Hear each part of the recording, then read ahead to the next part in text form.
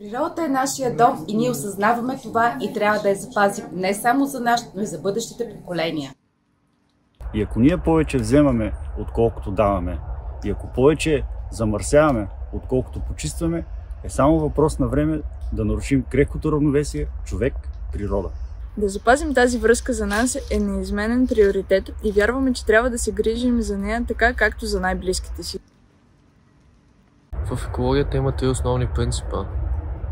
Reduce, т.е. намалете консуматорството, Reuse, преизползвайте го и Recycle, т.е. рециклирайте го накрая.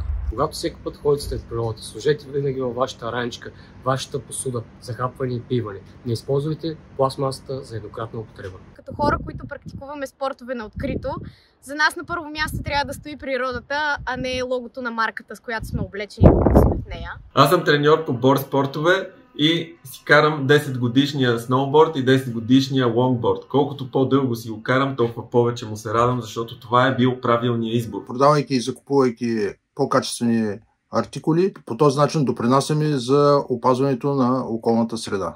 Първоначално инвестицията може да е по-висока, но с времето се избива многократно. И аз нося нещата буквално до скъсване и поне от тогава, докато ми вършат работа. Предпочитам и избирам качествената екипировка, защото ми се налага да я сменям по-рядко.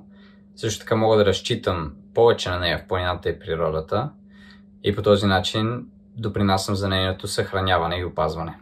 Затова обичам да си нося старите дрехи и обувки, когато щупите екипировка или я скъсате, не купувате. Носете си старите дрехи и се грижете за екипировката си. Лекувайте душата си в планината, а не в магазина. Природата ни е важна и консуматорството няма място в нея. Природата има само нас. Да я запазим е наш приоритет.